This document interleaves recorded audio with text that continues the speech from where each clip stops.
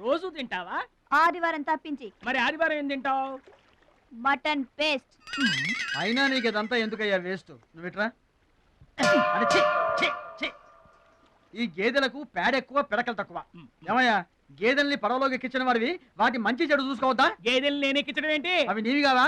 నా ఏం కావు.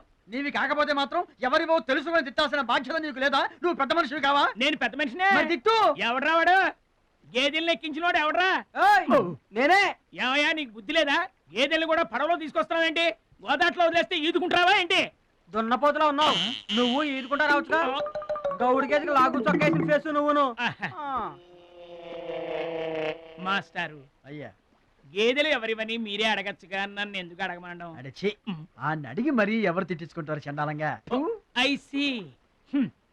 నా వ్యాపారం నేను చేసుకోక దురద కాకపోతే మీ వ్యవహారాల్లో నేను ఎందుకు వేలెట్టడం?